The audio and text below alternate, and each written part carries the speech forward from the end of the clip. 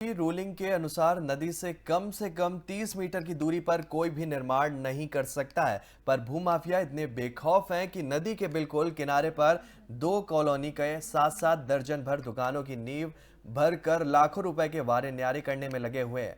बता दें कि मामला रुड़की हरिद्वार हाईवे के निकट पिरान कलियर जाने वाले मार्ग स्थित रतमऊ नदी के किनारे बनाए जाने वाली कॉलोनियों का है, जहां भूमाफियाओं द्वारा कॉलोनी और दुकानों की प्लाटिंग कर भोले भाले लोगों को बहला फुसला कर माफिया अपनी जेब भरने में लगे हुए हैं।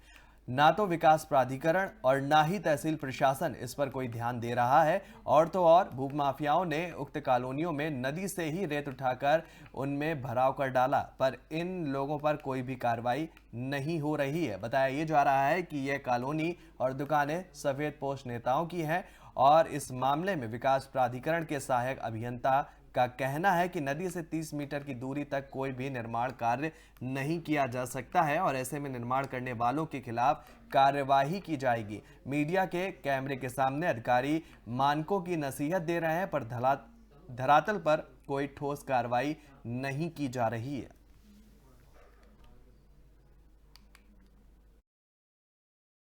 अलग अलग जो नदियाँ होती हैं उनके अलग अलग जो है मानक होते हैं, लेकिन हमारे बायलॉज में जो है जल स्रोत से 30 मीटर की दूरी मिनिमम अनिवार्य होनी चाहिए। सर, यदि अगर कोई ऐसे कॉलोनी विकसित करता है या उनके खिलाफ किस तरह की कार्रवाई की जाती है?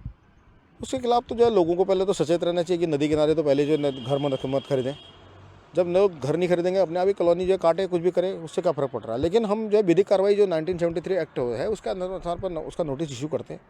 सीधी सी बात है। जो कॉलोनी काटी जा रही है उसको आपने नोटिस करता बिल्कुल पहले से नोटिस कटे हुए हैं उस क्षेत्र के। बावजूद वहाँ पर निर्माण कार्य अब जो निर्माण अलग चीज़ है और देखो कॉलोनी काटना अलग चीज़ है। निर्माण कर रहा है तो हो सकता है पार्टी कर रही हो सकता है जो कोई परचेजर कर रहा हो, तो उस पर जांच का विषय है, वो देखना पड़ेगा। अलग अलग जो नदियाँ होती हैं उनके अलग अलग जो है मानक होते हैं, लेकिन हमारे बायलॉज में जो है जल स्रोत से 30 मीटर की दूरी मिनिमम अनिवार्य होनी चाहिए। सर, यदि अगर कोई ऐसे कॉलोनी विकसित करता है या उनके खिलाफ किस तरह की कार्रवाई की जाती है? उसके खिलाफ तो जो है लोगों को पहले तो सचेत रहना चाहिए कि नदी किनारे तो पहले जो है घर मत खरीदें। जब लोग घर नहीं खरीदेंगे, अपने आप ही कॉलोनी जो है काटे कुछ भी करे, उससे क्या फ़र्क पड़ रहा है। लेकिन हम जो है विधिक कार्रवाई जो 1973 एक्ट है उसके अनुसार पर। वहीं मसूरी के लढौर क्षेत्र में लगातार हो रहे भू धसाव को लेकर एसडीएम मसूरी द्वारा 3 सदस्यीय भू वैज्ञानिकों और संबंधित विभागों के अधिकारियों के साथ स्थलीय निरीक्षण किया गया। टीम द्वारा भू धसाव के क्षेत्र और मकानों में आई दरारों का निरीक्षण किया गया। बता देंगे एसडीएम मसूरी शैलेंद्र सिंह नेगी ने बताया कि लढौर क्षेत्र के एक भाग में भू धसाव हो रहा है, जिसको लेकर उनके द्वारा गढ़वाल जल संस्थान, जल निगम, मसूरी देहरादून विकास प्राधिकरण, नगर पालिका और पुलिस की संयुक्त टीम द्वारा निरीक्षण किया गया। वहीं हो रहे भूधसाव के कारणों के बारे में जांच की गई है। उन्होंने बताया कि 3 सदस्य भू वैज्ञानिकों की टीम भी इस पूरे मामले की जांच कर रही है और संयुक्त रिपोर्ट बनाकर जिलाधिकारी देहरादून को सौंपी जाएगी। उन्होंने कहा कि लढौर क्षेत्र में कई मकान काफी पुराने हो गए हैं, जिसको लेकर नगर पालिका द्वारा पिछले दिनों वार्ड में प्रस्ताव लाकर कई मकानों को गिरासू घोषित कर दिया गया था, और ऐसे में नगर पालिका स्तर पर गिरासू भवनों पर कार्रवाई की जानी है। उन्होंने कहा है कि उनके द्वारा नगर पालिका प्रशासन द्वारा लढौर क्षेत्र के भवनों को गिरासू घोषित किया गया है। इसको लेकर उनके द्वारा पालिका प्रशासन से रिपोर्ट तलब की गई है, जिससे कि नियमानुसार कार्रवाई की जा सके।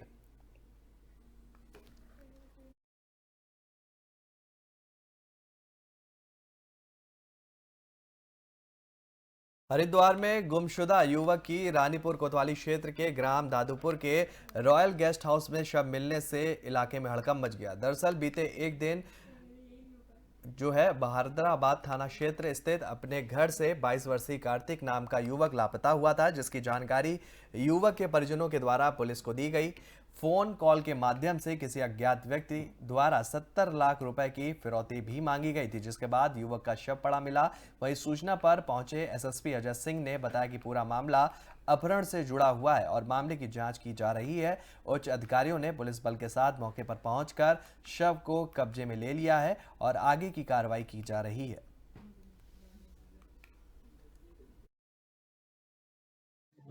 रमेश पंत है जी। पूरा मामला तो कल से गायब है बच्चा। क्या नाम है? कितने 22 साल के आसपास है। नाम क्या था? उज्जवल कहते हैं हम, वैसे क्या नाम है इसका?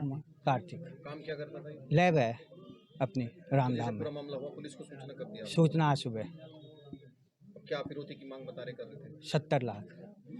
किसके फोन में फोन आया था? मेरे फ़ोन से फ़ोन आया, तो आपको ये बात लड़के ने बताई थी या फिर कैसे? किसी और ने, लड़के की बात नहीं हुई, लड़के से बात हुई कोई। जिसने भी करा ना, मतलब लड़के के फ़ोन से करा। तो अब जैसे बताया जा रहा थाने से आ रहे हम सीधे। है अभी पता नहीं क्या है सर पूरा मामला, क्या कार्रवाई की है पुलिस ने? देखिए, ये कार्तिक कुमार है, करीब उम्र 22 साल की है। ये कल अपने घर नहीं पहुंचे थे और इनकी मदर द्वारा जो आज प्रातः 10:30-11 बजे बहादुराबाद थाने में गुमशुदगी लिखाई गई थी और इसी दौरान गुमशुदगी के लिए जब हमारी टीम तलाश में फोटोग्राफ वगैरह के आधार पर जांच कर रही थी, तो दोपहर में उनकी माताजी द्वारा बताया गया कि कार्तिक के फ़ोन से एक फ़ोन आया जिसमें उसको फिरौती की मांग की गई, 70 लाख के करीब बात बताई गई। इस पर तत्काल हमारी टीमें मामले की गंभीरता को देखते हुए सभी टीमें लगाई गई थी और इसमें भी जानकारी करने पर डेड बॉडी मिली है जो संभवतः कार्तिक की है, जिसकी पहचान की गई है। इसमें फॉरेंसिक टीम को बुलाया गया है। प्रथम दृष्टया एक पूरा मामला जो है अपहरण का था, जिसको फिरौती के लिए अपहरण किया गया था और इसमें कुछ संदिग्धों से हमारी पूछताछ भी चल रही है। तो मुझे लगता है कि जो लोग इसमें शामिल रहेंगे जल्दी से जल्द उसको गिरफ्तार किया। मसूरी देहरादून मार्ग कुठाल गेट के पास एक बाइक अनियंत्रित होकर खाई में जा गिरी, जिससे बाइक सवार युवक खाई में जा गिरा। स्थानीय लोगों द्वारा पुलिस को घटना की सूचना दी गई, जिसके बाद एसडीआरएफ और पुलिस द्वारा कुठाल गेट शिव मंदिर से 2 किलोमीटर आगे मसूरी रोड पर रेस्क्यू टीम के साथ पहुंची।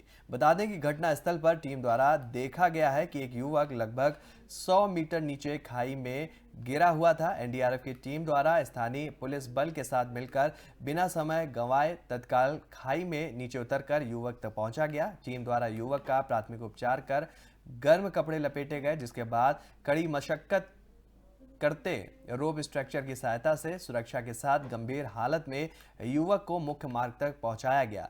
वह 108 एम्बुलेंस द्वारा देहरादून अस्पताल भिजवाया गया। पुलिस अधिकारियों ने बताया है कि घायल अभिषेक झा डीआईटी देहरादून में फाइनल ईयर का छात्र है और मसूरी देहरादून रोड कुठाल गेट के पास बाइक से अनियंत्रित होकर खाई में जा गिरा, जिसको खाई से निकालकर देहरादून हायर सेंटर भेजा गया, जहां पर उसका इलाज चल रहा है।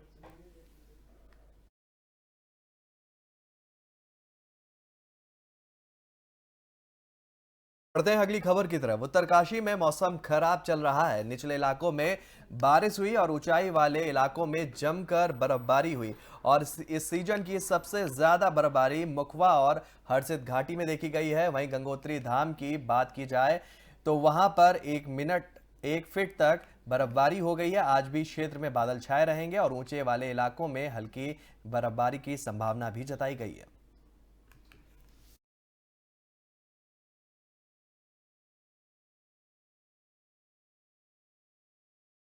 पौड़ी के दुगड्डा क्षेत्र से सटे जय हरिखाल ब्लॉक के बांसी गांव में गुलदार ने खेतों में काम करने के लिए जा रही एक महिला पर हमला कर उसे गंभीर रूप से घायल कर दिया। महिला ने साहस दिखाते हुए दोबारा हमला करने आए गुलदार को धक्का देकर अपनी जान बचाई और शोर मचाया। अन्य महिलाओं ने भी शोर मचाया तो गुलदार मौके से भाग गया। महिला को प्राथमिक उपचार केंद्र दुगड्डा लाया गया है, जहां प्राथमिक उपचार के बाद उसे बेस अस्पताल कोटद्वार रेफर कर दिया गया, जहां उसका इलाज किया जा रहा है।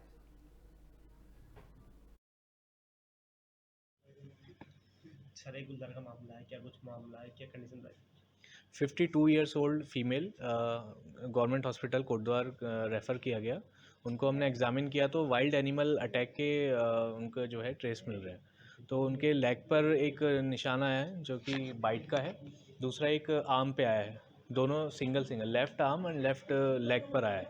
बाकी हमने उनको एडमिट कर दिया under orthopaedic surgeon and wait कर रहे हैं एक्सरे रिपोर्ट्स का। बाकी अब देखते हैं कि क्या रहता है उनका एक्सरे रिपोर्ट और ऑर्थोपेडिक सर्जन क्या ओपिनियन देते हैं। अभी क्या कंडीशन बता रही है? अभी कंडीशन वाइटल्स उनके स्टेबल हैं, बीपी पल्स वगैरह सब बिल्कुल नॉर्मल आ रहा है फिलहाल। कोई रेफर करने की कंडीशन?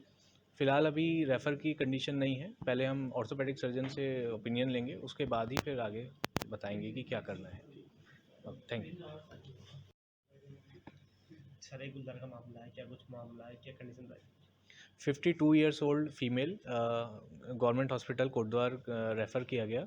उनको हमने एग्जामिन किया तो वाइल्ड एनिमल अटैक के उनका जो है ट्रेस मिल रहे हैं। तो उनके लेग पर चकराता में सीजन की पहली बर्फबारी हुई और पर्यटक चकराता पहुंचने लगे। वहीं आपको बता दें कि बर्फबारी होने से क्षेत्र का मौसम सुहाना हो गया है व स्थानीय लोग भी जमकर लुत्फ उठा रहे हैं। वहीं बर्फबारी होने से बागवानी किसानों के चेहरे खिल गए हैं। होटल व्यवसायी भी खुश हैं। चकराता के लोखंडी, बुधेर, मोइला टाप पर्यटक स्थल बर्फ से लकदक हो गए और तापमान -2 डिग्री तक पहुंच गया है।